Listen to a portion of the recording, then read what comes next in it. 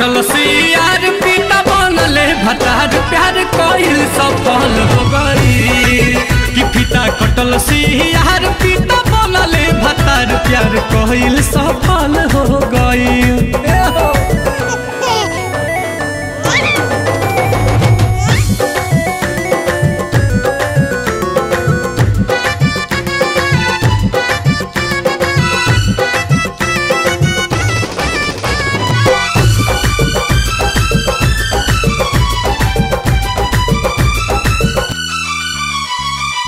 बाजारा बोला के कहल जान राख दूरी हो पियावा खटाई दिन रात एक सूरी हो चूल्हा चौकी संगे ले लगायान कटनी पीटनी के उखियो हरियो में घुमल बा जरूरी हो।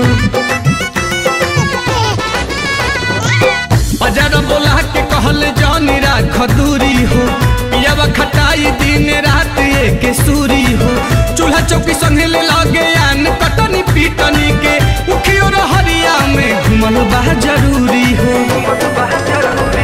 नैहर में सिखबू तो ससुरा में टिकबू ओतने भेटाई माजा जतने परिकबू सच सुर हुआ ना ओकर कहल हो गई हो पिता कटल से यार पिता बनले भतार प्यार कइल सफल हो गई पिता कटल से यार पिता बनले भतार प्यार कइल सफल हो गई।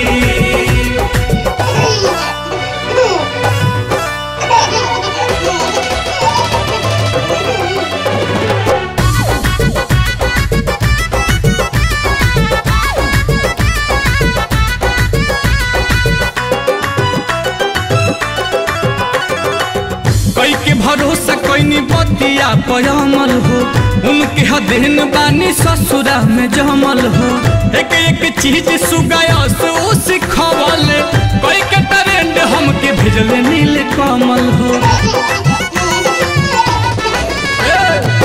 कई के भरोसा कईनी बतिया पयमल हो उनके हदेन बानी ससुरा में जमल हो एक एक चीज सुगायस ओ सिखवल कई के ट्रेंड हमके भेजले नील कमल हो।